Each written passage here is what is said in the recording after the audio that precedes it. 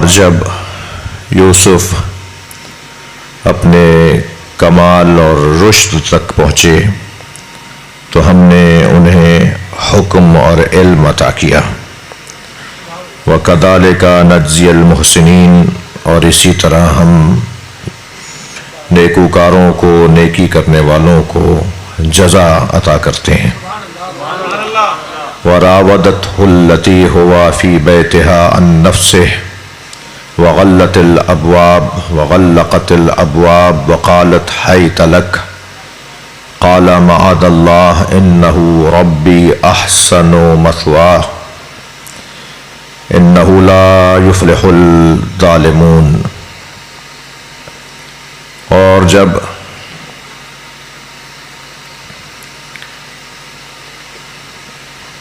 زلیخا نے شدت محبت کا اظہار کیا اس کے ساتھ جو خود اسی کے گھر میں رہتا تھا، مگر اپنے اصولوں کا، اپنے عقائد کا، اپنے نظریات کا اتنا پابند تھا کہ وہ اپنے آپ سے باہر نہیں نکلتا تھا. وراودتہ التی، جب زلیخا نے شدت محبت کا اظہار کیا اس کے ساتھ، ہوا فی بیتہا، جو خود زلیخا کے گھر میں تھا. راودت ہو، محبت کا اظہار شدت سے اس لیے کیا کہ وہ کسی طرح تعاون کرے، کسی طرح بات مان لے اور اپنے اصولوں سے ہاتھ اٹھا لے. عن نفسہ وغلقت الابواب، اور دروازوں کو مضبوطی کے ساتھ بند کر دیا گیا. وقالت حیت لک، اور کہا زلیخا نے، اس خاتون نے، کہ میں تیرے لیے آمادہ ہوں. قالا، تو اس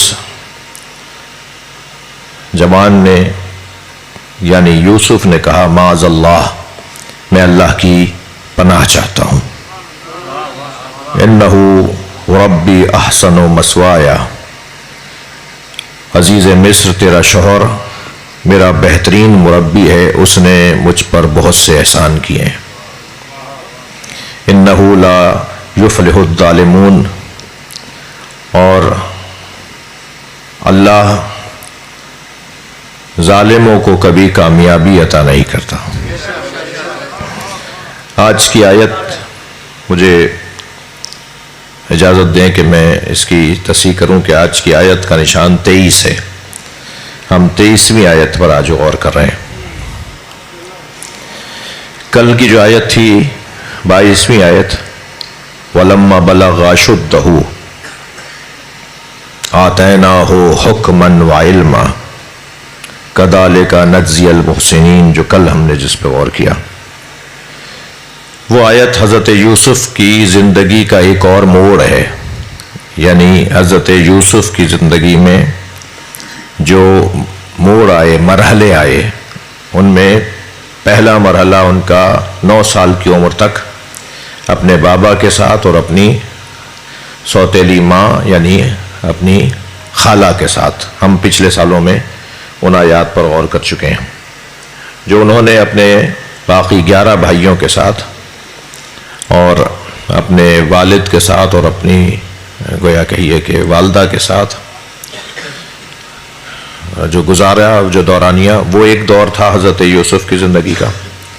پھر بھائیوں نے جب 9 سال کی عمر میں کنویں میں پھینک دیا تو پھر یہ دوسرا دور شروع ہوا حضرت یوسف کی زندگی کا، جس میں آپ کنویں سے نکالے گئے، بازار مصر میں بیچے گئے.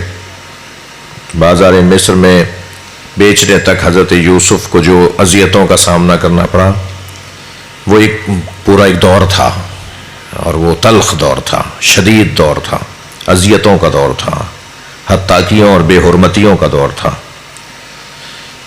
اور پھر جب بازار مصر میں خرید لیے گئے اور دربار میں آ گئے، محل میں آ گئے، تو ایک اور نیا دور شروع ہوا. پھر 9 سال کی عمر سے 40 سال کی عمر تک آپ رہے دربار میں. شاہانہ زندگی گزاری. آپ پر قربان اور فدا تھا عزیز مصر، مملکت کا بادشاہ کے بعد سب سے بڑا کہیے کہ وزیر مملکت، وزیر اعظم، سب سے بڑا عہدہ اس نے بیٹا بنا لیا تھا. وہ قربان تھا، وہ فدا تھا، وہ چاہتا تھا، وہ محبت کرتا تھا، وہ جو چاہتے تھے، جو کہتے تھے، مان لیتا تھا ان کی بات. اب 40 سال کی عمر میں جا کر، پورے 40 سال کی عمر میں جا کے پروردگار عالم نے نئی آزمائشوں اور نئے امتحانات کو شروع کیا حضرت یوسف کے. اور وہ کیا ہوا؟ جو آج کی آیت ہے. آج کی آیت ہے کہ زلیخا نے شدت محبت کا اظہار کیا، بلا لیا اپنے حجرے میں، کنیزیں لے کر آئی کہ آپ کو زلیخا بلا رہی ہے، یعنی خاتون اول بلا رہی ہے، یعنی وہ جو اس کے لیے سوچتے تھے کہ یہ میری ماں کی طرح ہے، مگر دیکھتے بھی تھے کہ میں تو اسے ماں کی طرح سمجھتا ہوں، مگر اس کی نیت اور اس کی نگاہیں میری طرف کچھ اور ہیں، یہ مجھے کچھ اور دیکھتی ہے، میرے لیے کچھ اور سوچتی ہے. یہ جانتے تھے حضرت یوسف. مگر اس دربار کا جو آداب تہذیب تھے، جو وہاں کے امور تھے، ان کے تقاضے کے مطابق جب وہ بلاتی تھی تو جاتے تھے کسی مشورے کے لیے، کسی بات کہنے سننے کے لیے. تو شدت محبت کا اظہار کیا، اس نے اپنے آپ کو سجایا، سنوارا. اچھا، میں آج کی اس نشست میں ایک جملہ کہنا چاہوں گا کہ یہ آیت اور اس کے بعد والی 4 آیتیں اور جو آگے ہیں، ان میں کچھ ہم خواتین سے متعلق گفتگو کریں گے، جس میں میری بہنیں جو درس میں تشریف فرمائے ہیں، آواز سن رہی ہیں، وہ ابھی سے میں ان سے کہہ رہا ہوں کہ وہ کسی غلط فہمی کا شکار نہ ہوں. ایک بہت بڑا تاریخی واقعہ ہے جس میں ایک خاتون کا ایک ایسا کردار ہے جس میں ہمیں خواتین کے مزاج پر بات کرنا پڑے گی. صلوات پڑھیں ذرا محمد والے.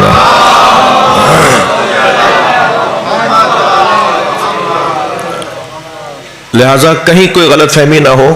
ہم عرض کریں گے کہ مولا کائنات نے بھی جو خواتین کے لیے خطبہ دیا ہے، جس میں ظاہری طور پر تو مذمت ہے، ظاہری طور پر مذمت ہے، میرا کوئی کلپ یہاں سے کاٹ نہ دے، خدا کے واسطے مجھ پہ رحم کیجیے گا جی، مگر اس کی تشریح ہے، اس کی تفسیر ہے، اس کے بارے میں شرح ہے کہ اس کا کیا مطلب ہے. مولا جو فرما رہے ہیں خواتین کے لیے، ان نواقص العقول، نواقص العقول، نواقص اللحوظ، نواقص الفرائض، آگے جا کے آئے گا. بدترین شر جو ہے وہ نساء کا، خواتین کا شر ہوتا ہے. یہ مولا نے نہج البلاغہ میں فرمایا. میں نے پھر عرض کیا کہ اس کی تشریح ہے، اس کو سمجھیں گے ہم کہ کیا مراد ہے. لیکن آج کی آیت سے ہی شروع ہو رہا ہے خواتین سے متعلق کچھ مسائل.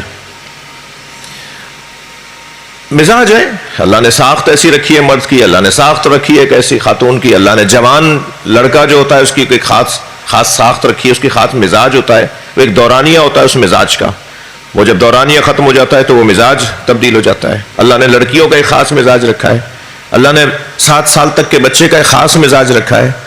اب اس مزاج کے مطابق جو مسئلے معاشرے میں آتے ہیں، اب ان پر کوئی بات کرے تو یہ اس عمر کی مذمت نہیں ہو رہی، اس کے خلاف بات نہیں ہو رہی، بلکہ اس مزاج سے آشنائی ہو رہی ہے. اگر اس مزاج سے آشنائی حاصل ہو جائے، کیا خوب مولا کائنات کا جملہ ہے، میں ہدیہ کر رہا ہوں، ایک صلوات پہلے ہدیہ کریں.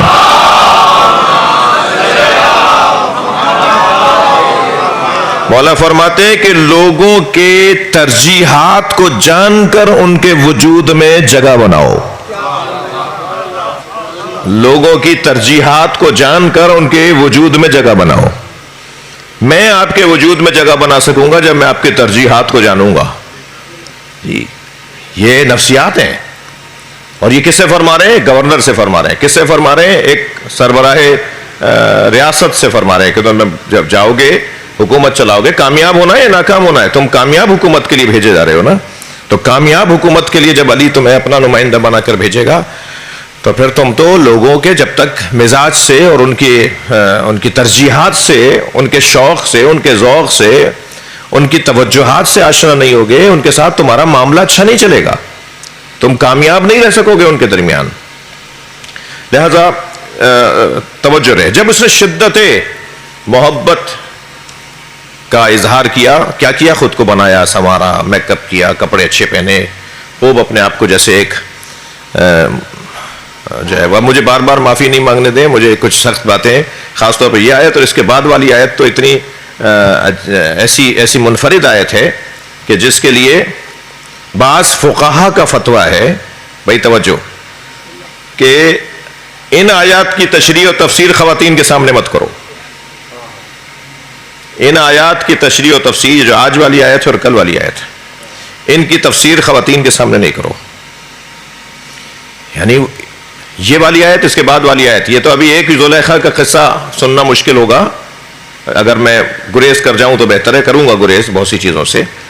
لیکن وہ جو اس نے 40 عورتوں کو بلا کے بٹھایا تھا، جب زلیخا کے اوپر الزام آیا کہ کیا کیا تم نے، تو اس نے کہا میں نے کیا کیا، میں دیکھتی ہوں تم کیا کرتی ہو، مجھ پر الزام دھر رہی ہو، مجھے قصوروار ٹھہرا رہی ہو، تمہارا حال مجھ سے زیادہ خراب ہوگا، اسے دیکھ تو لو تم.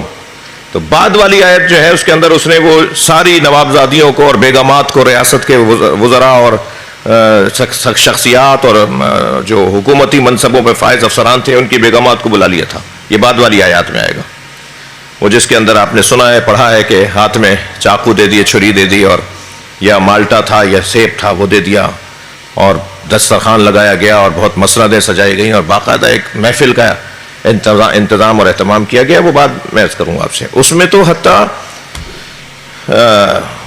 جو ہے وہ یہاں تک ہے کہ خواتین کی ایک وہ خاص کیفیت ہو گئی تھی حضرت یوسف کو دیکھ کر، جو ایک شادی شدہ خاتون کی کسی اپنے شوہر کے قریب ہونے پر ہوتی ہے. مجھے اس سے زیادہ نہیں کہنے دیجیے، وہ تفسیر میں لکھا ہوا ہے.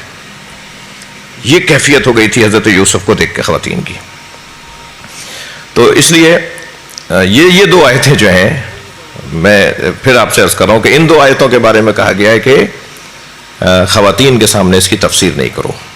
اب سنیے ذرا، جب اس نے شدت محبت کا اظہار کیا، اپنے آپ کو سنوارا سجایا، کس کے لیے؟ التی ہوا فی بیتہا نفسہ، اس کے لیے کہ جو خود اسی کے گھر میں رہتا تھا اور وہ اپنے آپ سے باہر نہیں نکل رہا تھا.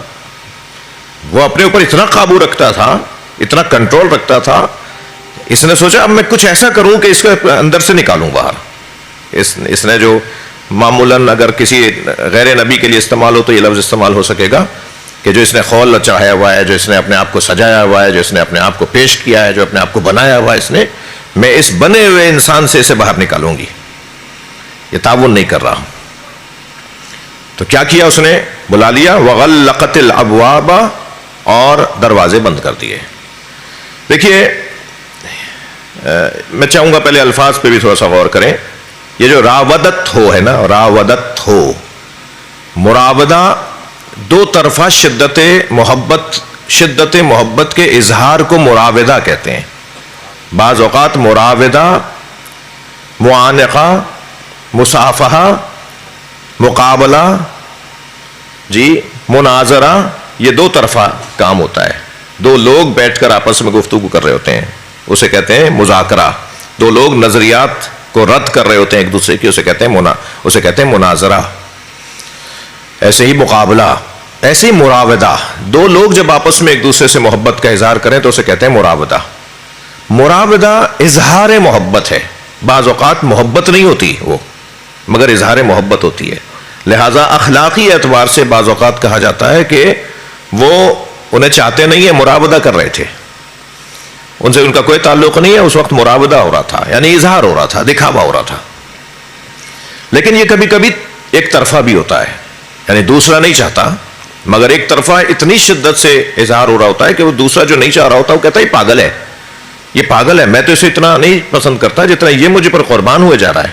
یہاں کیس وہ ہے، یہاں قصہ وہ ہے. یہ جو کیفیت ہے نا، مجھے معاف کیجیے گا، ہمارے گھروں میں کچھ نامحرم لوگ کام کر رہے ہوتے ہیں، مرد بھی اور خواتین بھی. وہ لوگ خطرے میں ہیں، وہ لوگ خطرے میں ہیں. کیوں؟ اس لیے کہ وہ ماتحت ہوتے ہیں.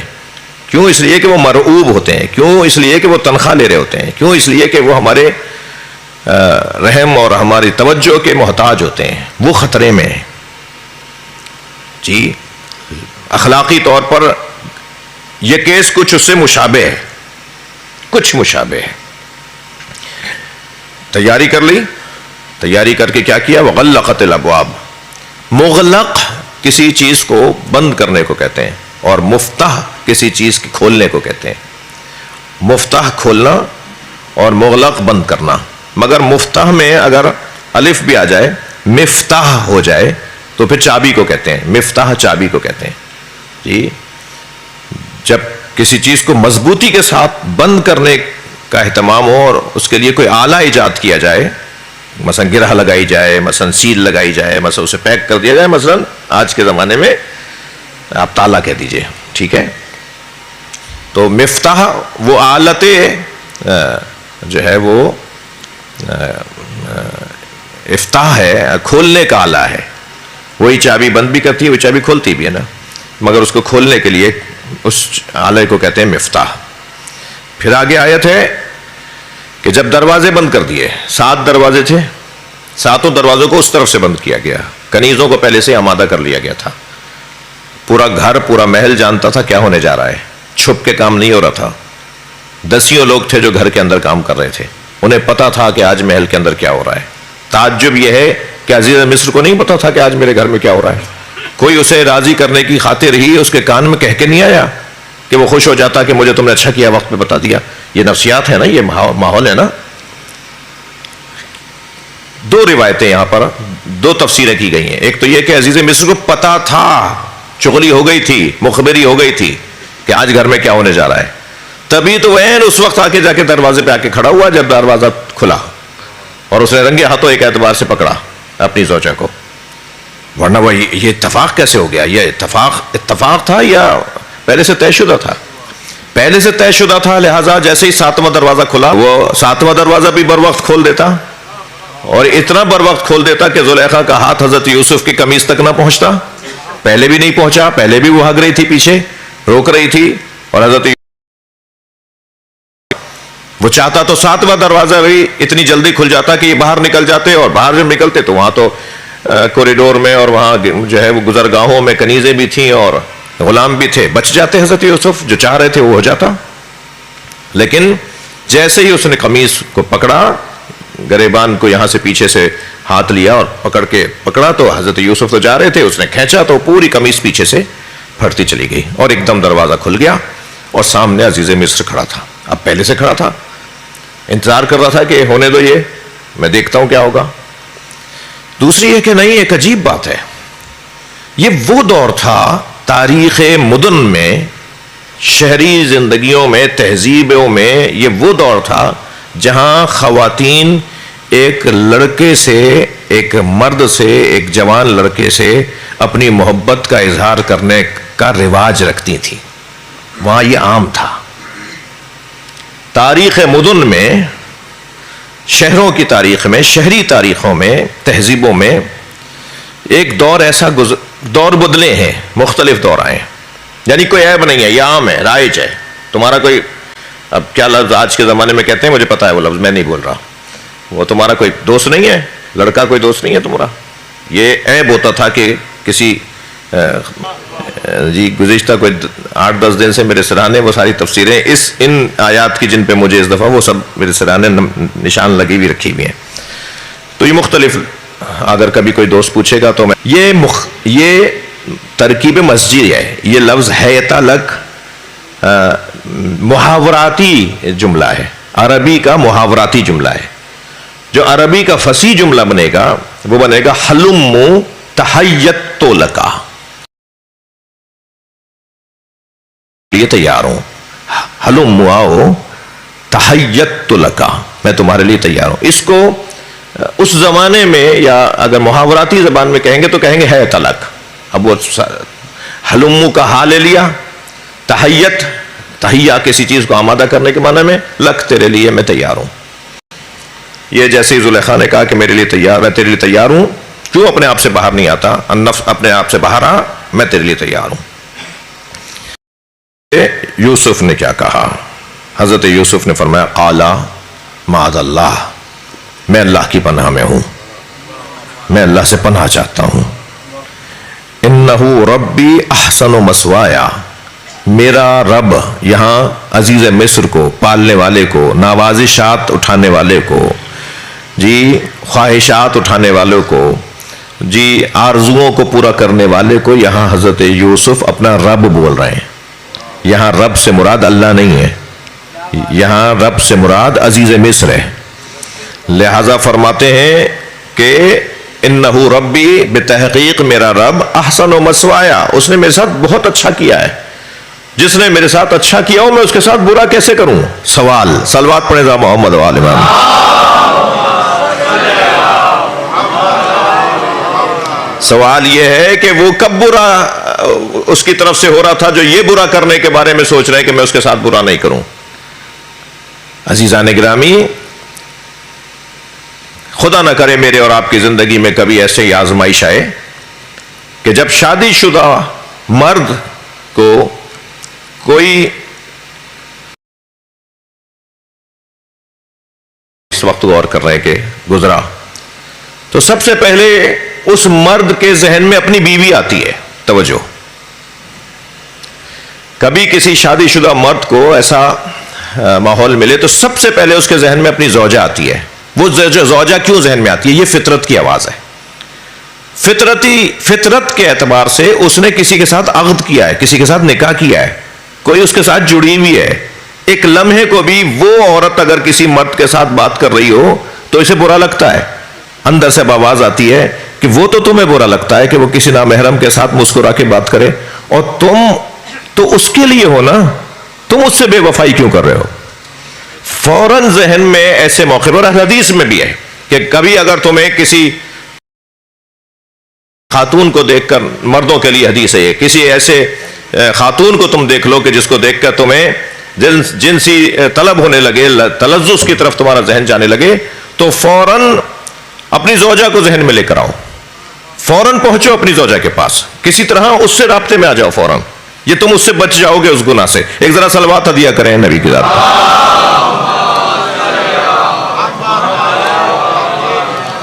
یہاں حضرت یوسف علیہ السلام جو زلیخا سے فرما رہے ہیں کہ انہو ربی احسن و مسوایا، میں کیسے اس کے ساتھ بے وفائی کروں؟ اس لیے کہ میں اگر تیری بات کو مان لیتا ہوں تو میں در حقیقت عزیز مصر سے بے وفائی کر رہا ہوں۔ میں عزیز مصر سے کیسے بے وفائی کر لوں جبکہ عزیز مصر نے تو میرے پر مہربانیاں کی ہوئی ہیں؟ یہ کہہ کر حضرت یوسف نے راہ گریز اور راہ جو ہے وہ نکلنے کا، بچنے کا راستہ انہوں نے اختیار کیا، اور حضرت یوسف دروازے کی طرف بڑھے۔ مگر اس سے پہلے کچھ اور بھی ہوا۔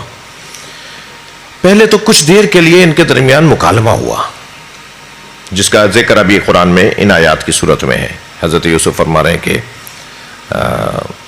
قال معاذ اللہ، اللہ کو یاد کیا حضرت یوسف نے۔ حضرت یوسف علیہ السلام جب دروازے بند ہو رہے تھے نا، جب ایک دروازے آگے بڑھتے تھے آواز آتی تھی بند ہونے کی، تو سوچتے تو تھے یہ کیا ہو رہا ہے، پھر اور آگے بڑھتے تھے ایک اور دروازہ بند ہوتا تھا، پیچھے سے بند کرتے جاتی تھی، وہ دروازے بند ہوتے جب آ رہے تھے نا دروازے بند کیے جا رہے تھے۔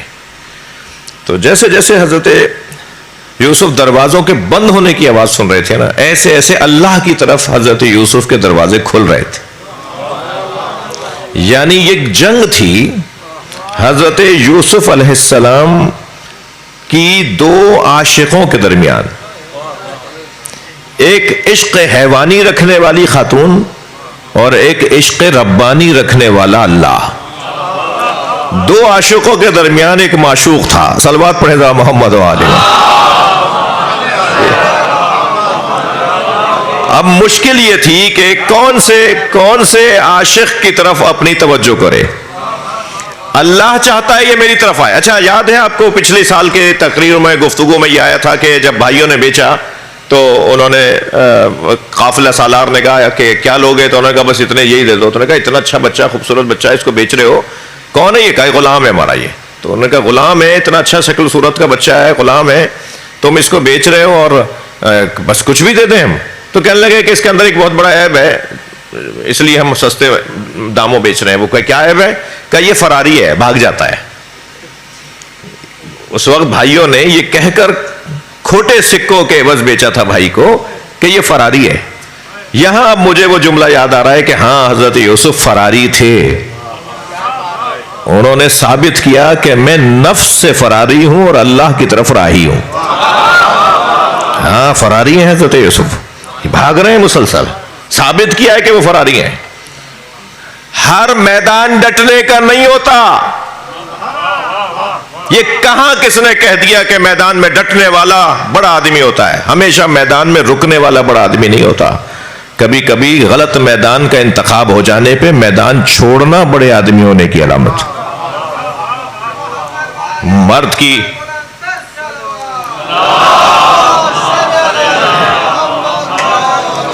کی ایک زبان نہیں ہوتی، یہ غلط محاورہ ہے۔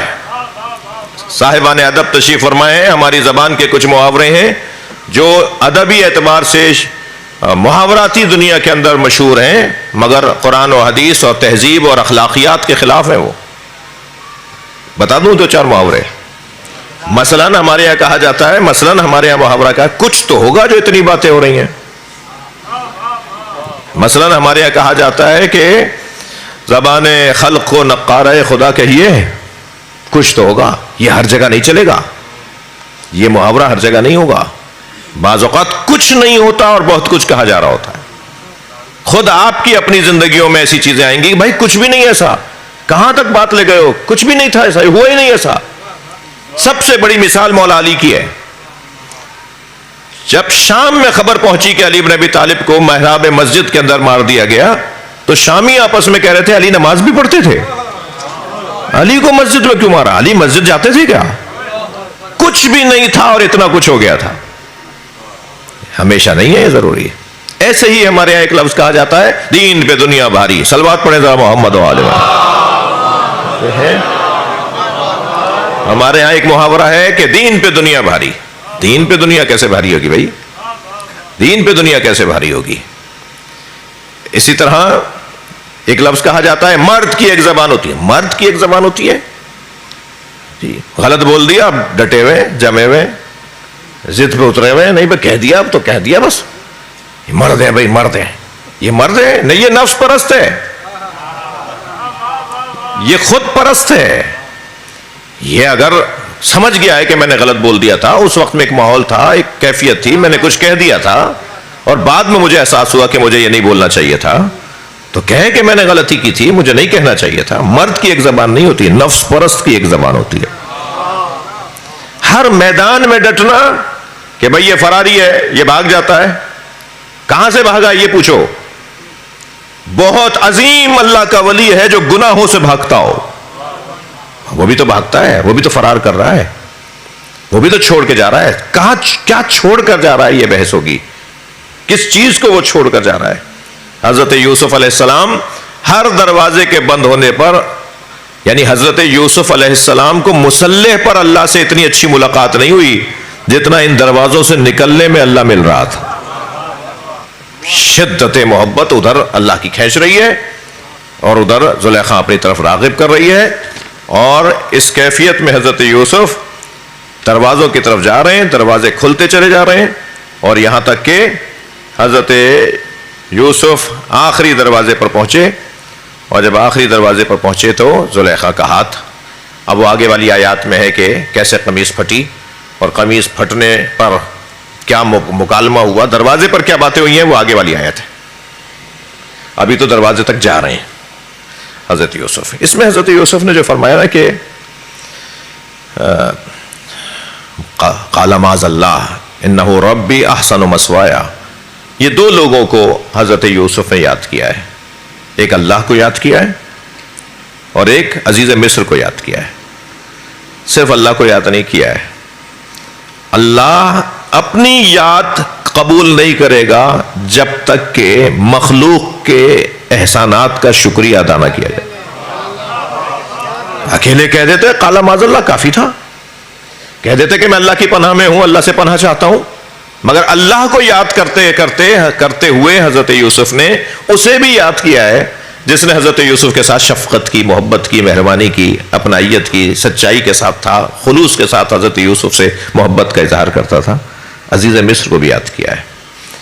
قاعدہ یہ ہے کہ من لم یشکر المخلوق لم یشکر الخالق، جو مخلوق کا شکریہ ادا نہیں کرتا وہ گویا خالق کا شکریہ بھی ادا نہیں کرتا۔ اللہ چاہتا یہ ہے کہ اگر تم میری بارگاہ میں حاضری دینا چاہتے ہو، میرا شکریہ ادا کرنا چاہتے ہو، تو جنہوں نے تمہیں مجھ سے آشنا کیا ہے، جنہوں نے تم سے پیار کیا ہے، جنہوں نے تم سے محبت کیا ہے، انہیں بھی تو یاد رکھو۔ یہاں حضرت یوسف نے ایسا کیا ہے کہ حضرت یوسف عزیز مصر کو یاد کر رہے ہیں۔ عزیز و عجیب داستان ہے، ایک جانب عشق، ایک جانب محبت کا اظہار، اور ایک جانب قمیض پھاڑنا۔ اور ابھی آپ دیکھیے گا آگے کی کل کی آیت کے اندر کہ یہ خاتون دروازے پر پہنچ کے کیسی گرگٹ کی طرح رنگ بدلے گی۔ یہ جو اس وقت کمرے میں حجرے میں کہہ رہی ہے، سچ بند کر آئی ہے حضرت یوسف کے سامنے، یہ جو محبتوں کا اظہار کر رہی ہے، یہ سچی محبت تھی، یہ عشق تھا۔ اگر عشق ہوتا تو کبھی بھی معشوق کو پریشان نہیں دیکھ سکتا عاشق، کبھی بھی عاشق اپنے معشوق کو پریشان نہیں دیکھ سکتا۔ یہ تو دروازے میں جا کے رنگ بدل لے گی، کہے گی یہ آیا تھا کمرے میں، کہے گی اس نے حملہ کیا تھا میرے پر، بدل گئی ایک مرتبہ۔ اس کا مطلب یہ ہے کہ اگر عاشق عامر ہو جائے، صلوات پڑھیں ذرا محمد و آل بھائی، مجھے تو آپ لوگوں کو دیکھ کے اور جملے ذرا سجے ہوئے جملے یاد آتے ہیں۔ اگر عاشق عامر ہو جائے تو یہ خود اس کے جھوٹے عشق پر دلیل ہے۔ عاشق کبھی عامر نہیں ہوتا، عاشق عاشق رہتا ہے۔ اگر وہ عشق کے بعد عامرانہ رویہ اپنا لے تو مان لے کہ وہ اپنے عشق میں جھوٹا تھا۔ صلوات پڑھیں ذرا محمد و آل محمد۔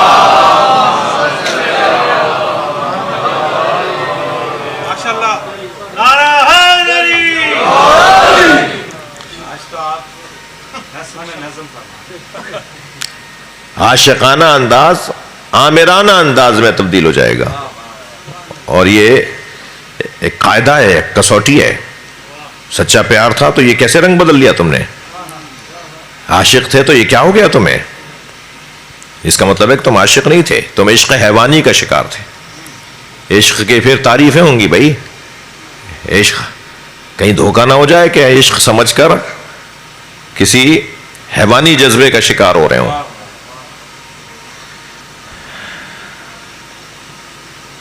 ایک فارسی زبان شاعر کہتا ہے کہ امروز کے در دام تو افتادے ہم اے عشق، اے عشق میں آج جو تیرے دام میں پھنسا ہوں، امروز کے در دام تو افتادے ہم اے عشق، گفتی کے درن باغ پرز گل قفسی نیست۔ تو نے کہا تھا کہ اس پھولوں سے بھرے باغ میں کوئی دام، کوئی پنجرا، کوئی پھندا نہیں ہے، صرف پھول ہی پھول ہیں یہاں، صرف اچھا ہی اچھا ہے یہاں، صرف حسن ہی ہوئی حسن ہے یہاں، صرف مثبت ہی مثبت چیزیں ہیں یہاں۔ تو نے تو مجھے اپنے دام میں پھنسا لیا یہ کہہ کر کہ یہاں کوئی دام نہیں ہے، یہاں کچھ منفی بات نہیں ہے، یہاں کوئی دھوکہ نہیں ہے، یہاں کوئی فریب نہیں ہے۔ تو نے تو مجھے اچھا اچھا دکھایا تھا، مگر میں تیرے کہنے پر امروز کے در دام تو افتادے ہم اے عشق، اے عشق میں آج تیرے اس بات کے کہنے پر کہ یہاں کوئی منفی بات نہیں ہے، سب اچھا ہی اچھا ہے، میں تو آج پھنس گیا۔ شاعر کہتا ہے کہ تعریف من از عشق ہمان است کے گفتم۔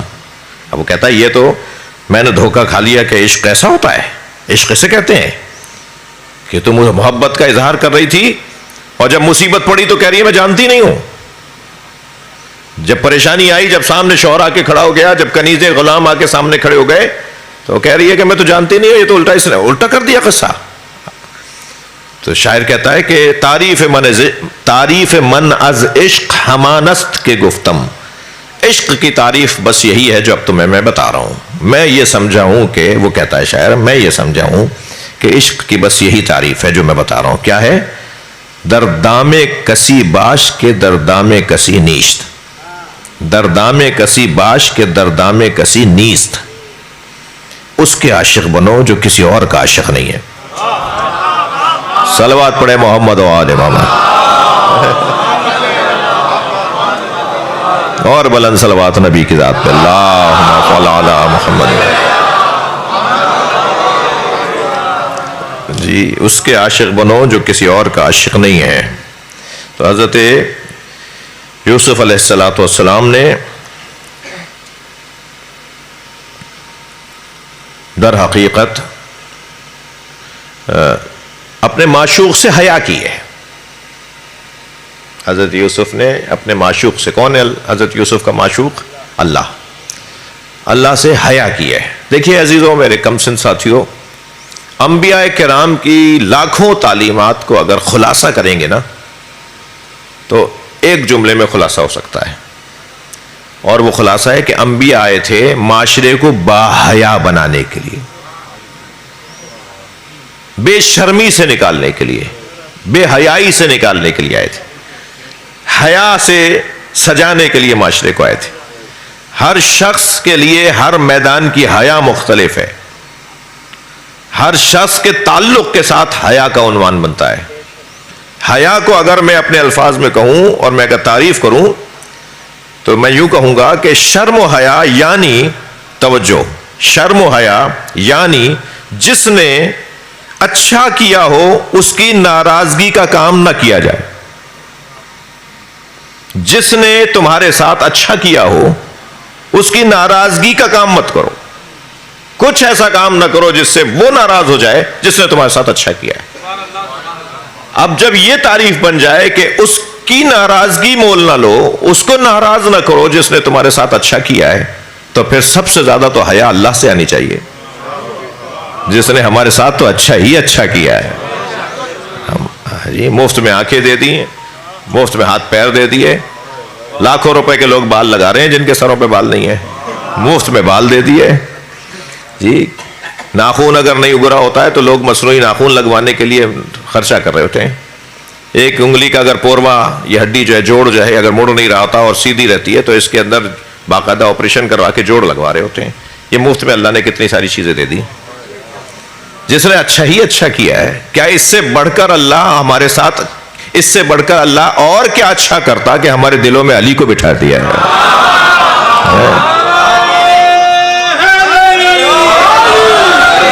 اب وہ جس نے ہمیں اتنا کچھ دے دیا، اس کی نافرمانی، اس کی ناراضگی، یہ ہے بے حیائی۔ اور حضرت یوسف کے اس پورے عمل کے اندر جو کچھ ہو رہا ہے کہ آپ جا رہے ہیں دروازے کی طرف اور دروازہ کھلتا چلا جا رہا ہے، دروازہ کھلتا چلا جا رہا ہے، در حقیقت اللہ کی طرف دروازہ کھل رہا تھا حضرت یوسف کا۔ اور جب آخر میں جا کر وہ قصہ ہوا جو آگے کی انشاءاللہ تفسیر میں عرض ہوگا، تو پھر اس میں بھی پروردگار عالم نے حضرت یوسف کو بتایا کہ میں تھا تمہارے ساتھ۔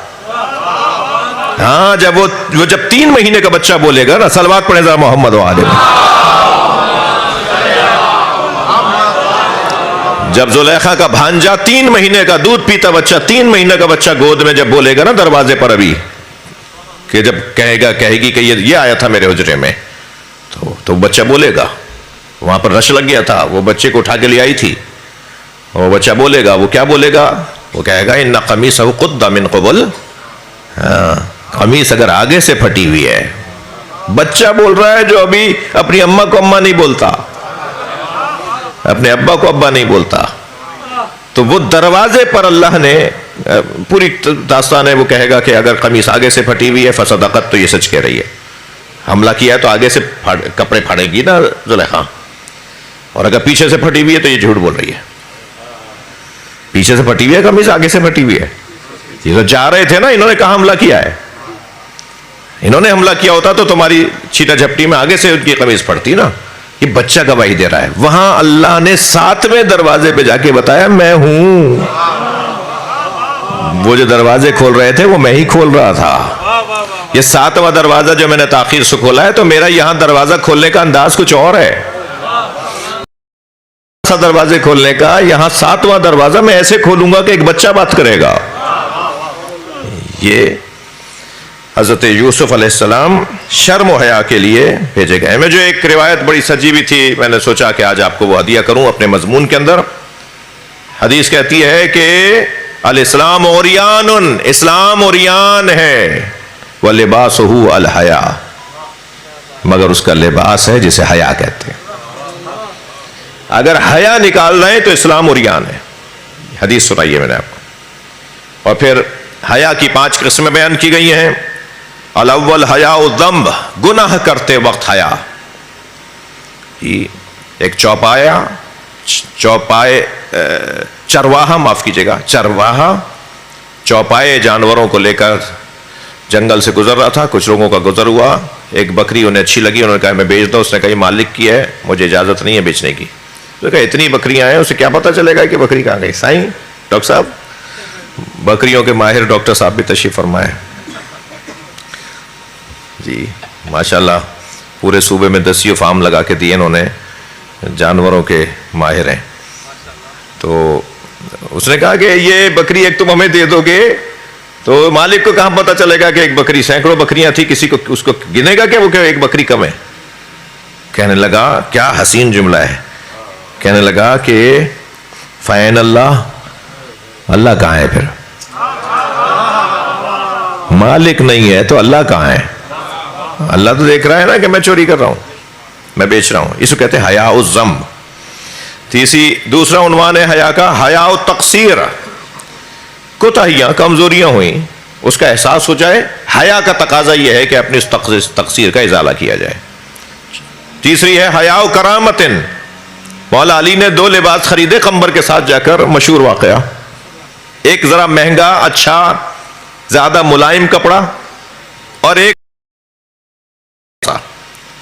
حضرت نے 2 لباس خریدے. 2 ہی لوگ تھے، قمبر بھی تھے، عید قریب تھی، قمبر بھی تھے، مولا علی بھی تھے. مولا نے دکاندار سے، کپڑا بیچنے والے سے 2 کپڑے خریدے.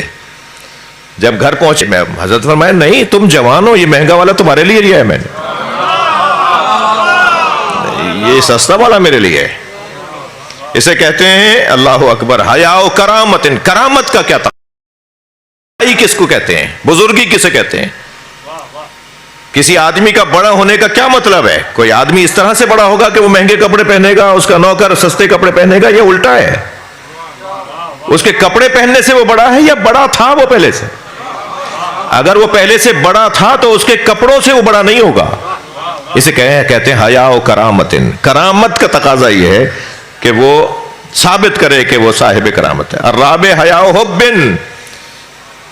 کسی سے، جو ہمارا موضوع تھا، کسی سے محبت کا تقاضا یہ ہے کہ پھر اس کی محبت کسی کی محبت سے ٹکرانے لگے تو پھر جس سے محبت ہے اسے بے وفائی نہیں کرو. مولا طواف کر رہے ہیں، عبد الملک ابن مروان بھی طواف کے اندر ہے. توجہ چاہوں گا.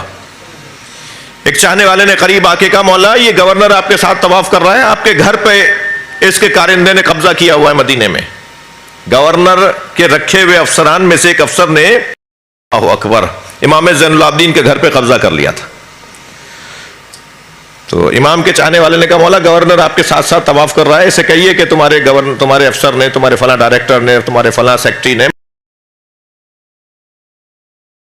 کیا. حضرت نے فرمایا تمہیں حیا نہیں ہے؟ اس وقت خانہ کعبہ میں طواف کی کیفیت میں ہوں، میں اللہ سے بات کر رہا ہوں، اللہ سے بات کرتے ہوئے اس سے کیسے بات کروں؟ بات پہ جا کے روتا ہوں، مولا سے معافی مانگتا ہوں. اس میں سے ایک بات یہ، ہم وہاں حرم کے اندر ہوتے ہوئے فلاں کے ساتھ سیلفی کھچ رہی ہے، ارے یار مولا سامنے، اتنا تو حیا کر لو. سامنے مولا کی زری نظر آ رہی ہے، سامنے مولا کی بارگاہ ہے، تم یہاں ایک دوسرے کے ساتھ احترام کر رہے ہو، یہاں احترام نہیں کرو. جی فرض کیجئے، آپ کے گھر کا ایک نوکر بھی بیٹھا ہو، یہی صحیح مثال رہے گی. آپ کے قبیلے کے بزرگ بیٹھے ہوئے ہوں اور ان کے برابر میں آپ کے گھر کا نوکر بھی بیٹھا ہو، اور آپ وہاں پہنچے اور قریب جاتے جاتے اس کی خیریت شروع کر دیں پوچھنا. یہ کس کی توہین ہے؟ یہ دادا کی توہین ہے، یہ قبیلے کے بڑے کی توہین ہے. تمہیں اگر ہاتھ ملانا تھا پہلے ان سے جا کے ہاتھ ملاتے، پہلے ان سے جا کے سلام کرتے، ان سے بھی خیریت پوچھ لیتے. مگر ایک بڑے کے ہوتے ہوئے چھوٹے سے باتیں کرنا، یہ اس بڑے کی بے ادبی ہے. مجھے معاف کیجئے گا، میں سہون شہباز قلندر کے مزار پہ، شاہ عبد اللطیف کے مزار پہ، امام بری کے مزار پہ، بی بی پاک دامن کے مزار پہ، حضرت عبداللہ شاہ غازی، یہ جو مزارات ہمارے یہاں ہیں، وہاں بات اچھی لگے، سمجھ میں آئے تو توجہ کریں کہ وہاں ہم میں کوئی فرق نہیں ہوتا کسی پارک میں ہے یا حضرت عبداللہ شاہ غازی کی قبر کے قریب ہے، کوئی لگ ہی نہیں ہوتا کوئی فرق ہے. وہی ہو رہی ہیں جو گھر میں ہو رہی ہوتی ہیں. ارے بھائی کہاں کھڑے ہو، کس کے پاس آئے ہو، کہاں ہو اس وقت؟ مجھے بہت اچھا لگا وہ منظر، مجھے اتنا لذت فراہم کرتا ہے. باب العلم میں کوئی 18-19 سال رہا، اپنے گھر سے نکل کر باب العلم کے صحن سے اپنی سواری کی طرف جا رہا تھا کہ 2 لڑکے صحن میں لڑ رہے تھے آپس میں. اب میں رکیا، لوگ بھی کھڑے دیکھ رہے تھے ان کی لڑائی کو. ایک انتہائی بدتمیزی کر رہا تھا اور ایک بار بار کہہ رہا تھا باہر چلو بات کرتے ہیں، باہر چلو بات کرتے ہیں. میں نے کہا یہ جو کہہ رہا ہے نا باہر چلو بات کرتے ہیں، یہ معرفت والا آدمی ہے. غلطی کس کی ہے، کون قصوروار ہے، یہ تو بعد میں طے ہوگا، مگر اتنا ضرور ہے کہ اس کا امام بارگاہ کا اور مسجد کا ادب کرنا اس کے گناہوں پہ پردہ ضرور ڈالے گا. میں نے آگے بڑھ کے کہا، میں نے کہا بھائی باہر جا کے کیوں لڑو گے، یہاں کیوں نہیں لڑ رہے؟ کہنے مولانا یہ لڑنے کی جگہ نہیں ہے. اللہ کرے میری قوم کو سمجھ میں آ جائے، مسجدیں لڑنے کی جگہ نہیں ہے، امام بارگاہ لڑنے کی جگہ نہیں ہے. تمہیں لڑنا بھیڑنا ہے تو کسی عدالت میں جا کے لڑو، امام بارگاہوں میں کیوں لڑتے ہو؟ اسے کہتے ہیں حیا. یہ ایک حیا کی بحث ہے. کوئی شرم ہے، کوئی حیا ہے؟ حضرت یوسف علیہ السلام جو زلیخا کے حجرے سے نکلے ہیں، یہ اللہ کی حیا کی خاطر نکلے ہیں. لہٰذا انہوں نے فوراً کہا قال معاذ اللہ، اللہ کو فوراً یاد کیا. زلیخا نے سنا جب یہ کہہ رہا ہے معاذ اللہ تو زلیخا کو یاد آیا اس کا بھی کوئی اللہ ہے. وہاں حجرے میں جو بت تھا اس پہ بستر سے چادر کھینچی، بستر پہ جو چادر بچھی ہوئی تھی، بیڈ پر جو چادر، بیڈ شیٹ جو تھی وہ کھینچی اور بت کے اوپر چادر ڈال دی. تو حضرت یوسف نے فرمایا یہ کیا کر رہی ہو؟ کہنے لگی مجھے اپنے اللہ سے، تم نے بولا تو مجھے بھی اپنا اللہ یاد آ گیا، تو مجھے اپنے اللہ سے حیا آ رہی ہے. تو حضرت یوسف نے فرمایا تم نے اپنے اللہ کی آنکھوں پہ پردہ ڈال دیا ہے، میرے اللہ کی آنکھوں پہ کوئی پردہ نہیں ڈال سکتا. یا اللہ ہمارے بولنے بیٹھنے کو عبادت شمار فرما. اس عبادت کی قبولیت کے لیے بلند تر صلوات.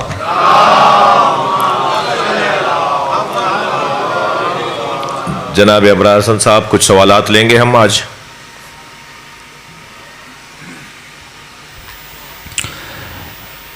مومنین کرام، آپ نے تفسیر سماعت فرمائی. آپ کے ذہنوں میں جو بھی سوال ہے، خصوصاً نوجوان اگر سوال کرنا چاہیں تو ہاتھ بلند کریں. ایک نوجوان جو ہے جی کھڑے ہوں، آپ سوال کیجئے. نہیں اب جتنی تیزی سے آئے وہ نوجوانی ہے ماشاء اللہ. جوش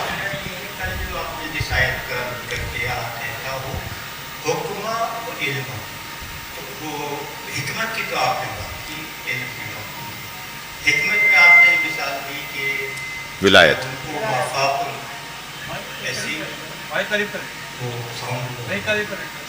تو ان کو مافاقل ایسی علم ہو گیا جس کے متعلق آپ نے موسیٰ اور خضر علیہ السلام کا وہ واقعہ سنا ہے.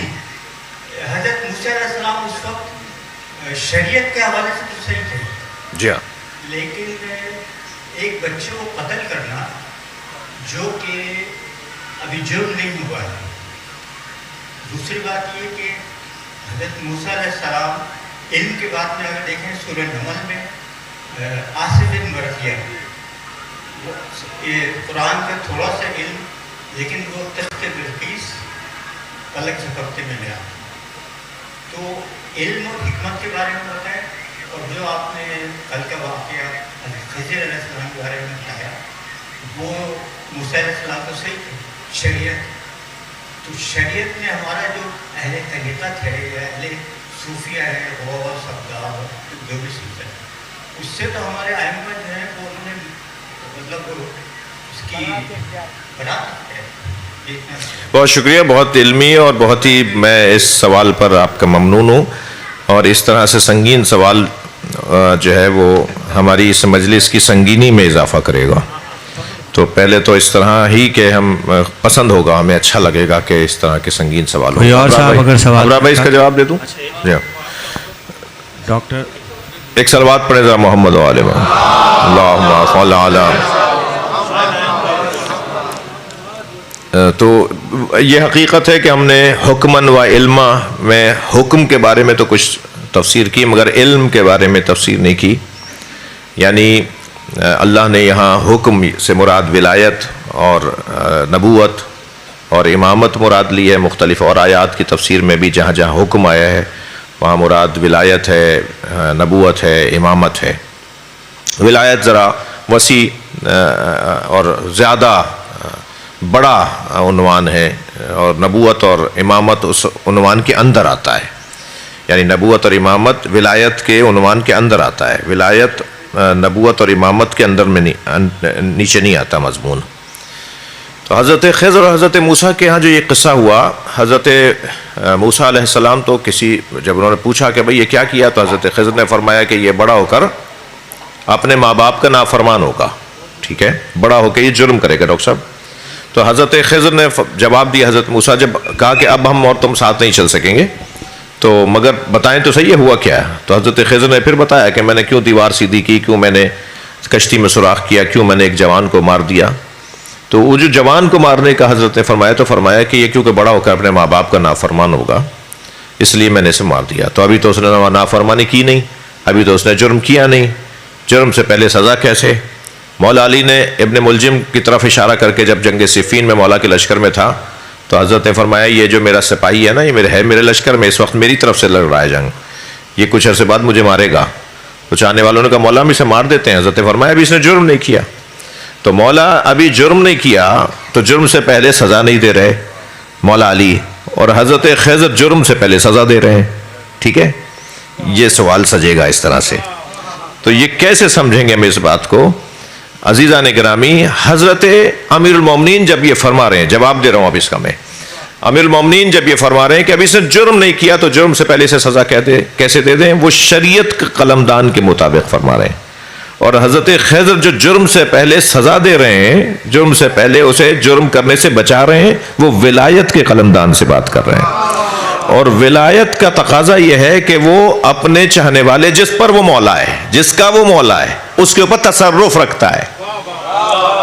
مولا کیونکہ امت پر تصرف رکھتا ہے، تو مولا کو اللہ نے من کن تو مولا فہد علی مولا، میں جس کا مولا ہوں علی اس کا مولا۔ یہ مولا کا مطلب یہ ہے سنگینی کہ اگر مولا چاہیں اور آ کر آواز دے کر کہیں کہ مثلاً شہنشاہ حسین نقوی تم اپنی گاڑی ہمارے فلاں چاہنے والے کو دے دو، تو میں ذہن میں بھی چوں اور چرا نہیں لے کر آؤں، اور فوراً میں ایک مرتبہ ہاتھ بڑھا کے وہ چابی مولا کے اس چاہنے والے کو دے دوں جس کے لیے مولا فرمانے اس کو دے دو، تو میں مولا ہی ہوں۔ صلوات پڑھیں محمد و آل محمد،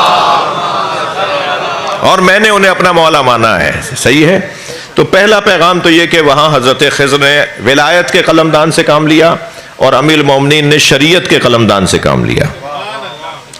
دوسری بات یہ کہ علم خود اتنی بڑی طاقت ہے، علم خود اتنی بڑی طاقت ہے کہ پھر وہ ولایت تک لے جاتی ہے۔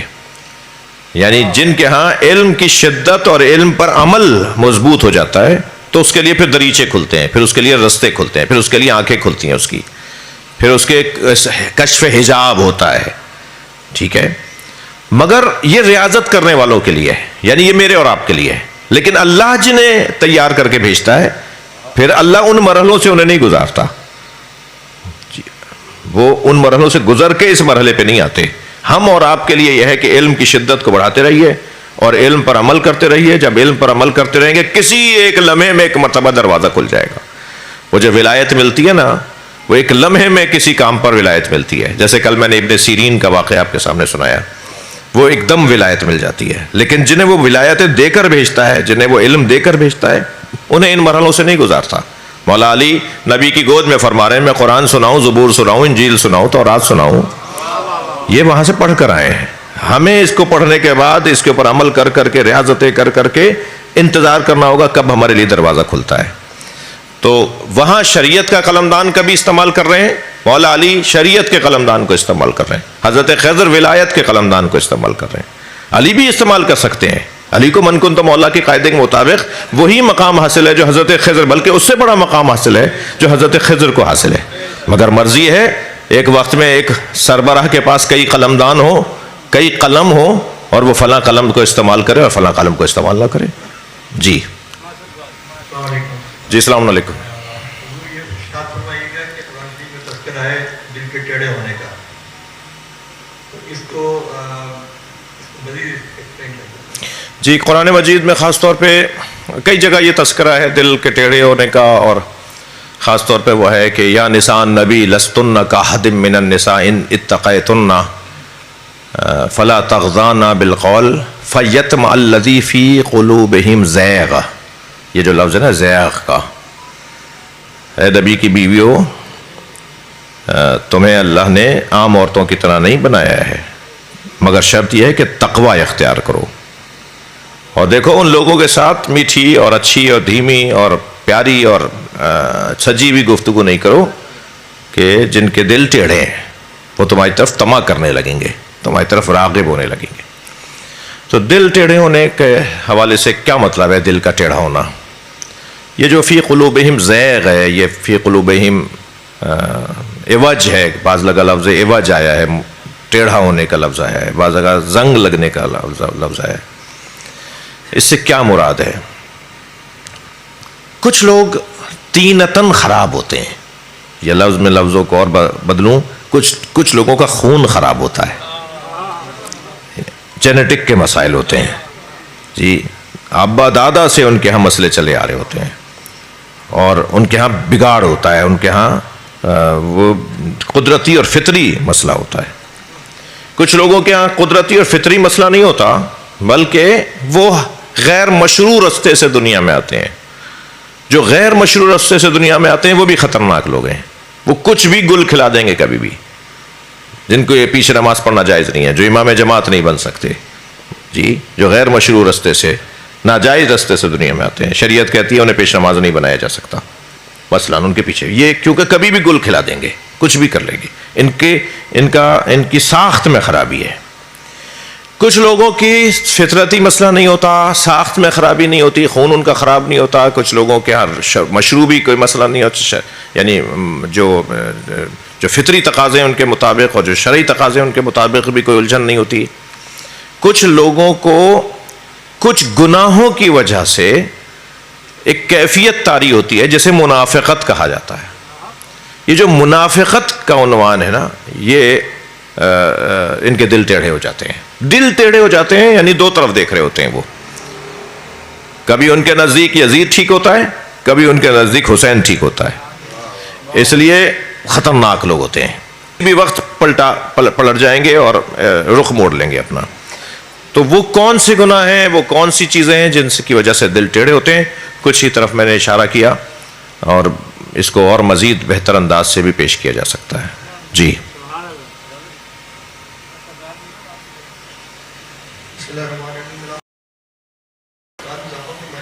الہیہ میں جب ہم مطالعہ کر رہے ہوتے ہیں نا تو اس چیز سے بڑا غور کرتا ہے کہ ہمارے عقیدے کے مطابق اور مسلمان عقیدے کے مطابق یہ ہے کہ انبیاء علیہ السلام جو معصوم ہیں اور خطاؤں سے پاک ہیں ہمیشہ۔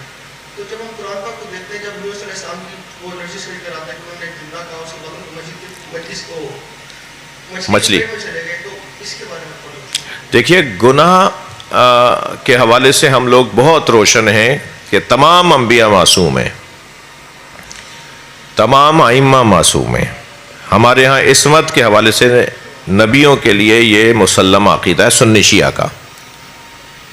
سوال جو آپ کا ہے وہ یہ کہ جب ہم انبیاء کو معصوم مانتے ہیں تو قرآن میں کچھ ایسے الفاظ ہمیں ملتے ہیں، کچھ ایسے منظر ہمیں نظر آتے ہیں جو ہمارے اس عقیدے سے متضاد ہیں، متزاحم ہیں، متضاد ہیں۔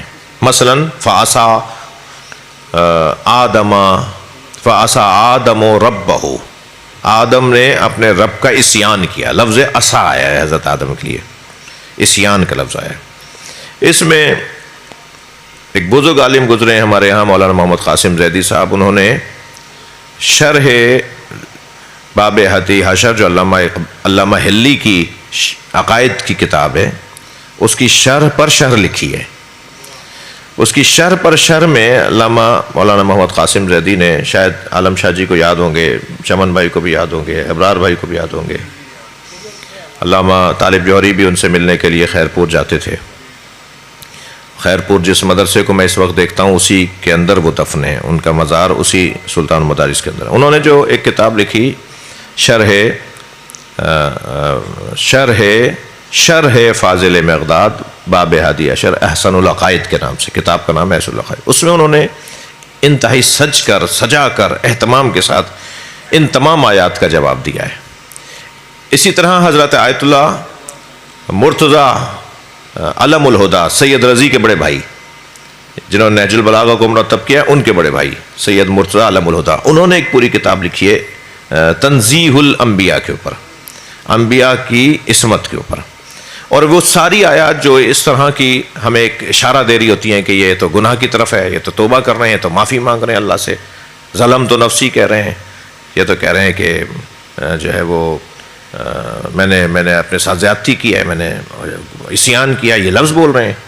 تو اس کا کیا مطلب ہے؟ تو اس پہ انہوں نے ان تمام آیات کے معنی، مثلا میں ایک مثال دے دیتا ہوں، ہر ایک آیت کا علیحدہ جواب ہے، یعنی کوئی 10 سے زیادہ یہ آیتیں ہیں قرآن میں انبیاء کے بارے میں، ان کا ہر ایک کا علیحدہ جواب ہے. لیکن مثلا ایک میں جواب دیتا ہوں آپ کو. ایک صلوات پڑھیں، اللہم صل علی ووجدک، ابرار ہے، ووجدک ضالا فہدی. اللہ ہمارے نبی سے کہہ رہا ہے میں نے تمہیں گمراہ پایا معاذ اللہ. اب جو ترجمہ، اب اس کی پھر تفسیر میں بات جا کے کلیئر ہوگی نا. میں نے تمہیں گمراہ پایا اب معاذ اللہ، اور میں نے تمہیں ہدایت دی. تو معصوم ہے تو پھر گمراہ کا کیا مطلب ہے؟ تو اس کی شرح کی ہے، تفسیر کی ہے کہ ضال جو ہے نا وہ ہمیشہ نفس ان نفسن گمراہ نہیں ہوتا. میں نے تمہیں بے یار و مددگار پایا، میں نے تمہارا کوئی مددگار نہ پایا تو پھر میں نے تمہیں مددگار عطا کیا. یہ ترجمہ پھر اور یہ تفسیر جائے گی. پھر اسی طرح عصیان کراہت کو بھی کہتے ہیں، عصیان گناہ کو بھی کہتے ہیں. عصیان کا لفظ کراہت کے لیے بھی ہے. لہٰذا انبیاء کرام سے ترک اولا کے بارے میں ہم قائل ہیں کہ ان سے ترک اولا ممکن ہے. ترک اولا، اولا کا ترک کرنا، بہتر کا ترک کرنا ان کے ہاں ہوا ایسا، وہ گناہ نہیں ہے. اگر اس کے لیے لفظ جو آئے گا عربی میں وہ عصیان کا لفظ ہی آئے گا. تو اس وہاں عصیان کا یہ مطلب نہیں ہے، وہاں عصیان کا مطلب ہے ترک اولا. ایک آخری سوال دے دیجئے. مومنین کرام، یہ یہاں سے سوالات کا سلسلہ منتقل ہوتا ہے. میرے برادر عزیز ڈاکٹر ندیم نقوی نے مجھے حکم دیا تھا، یہ ذمہ داری انہی کی ہوتی ہے، مستورات کی طرف جا رہا ہے. باقی ذمہ داری برائے آپ اپنا کام. جی مستورات سے کوئی سوال ہے تو وہ پلیز.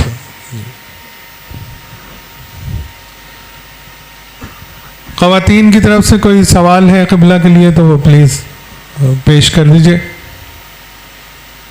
ایک سوال جی فرمائیں. ایک آج دن میں خواتین پوچھ رہے ہیں. جی جی. وعلیکم السلام. مجھے جاننا تھا کیا زلیخا نام کی مصر عزیز کی بیوی کا نام قرآن میں کوئی دلیل ہے یا حدیث میں کہ زلیخا نام تھا ان کا؟ امرأۃ العزیز آیا ہے قرآن میں تو عزیز کی زوجہ، عزیز مصر کی زوجہ، لیکن زلیخا کا لفظ قرآن میں نہیں آیا، حدیث میں آیا، تفسیر میں آیا. جی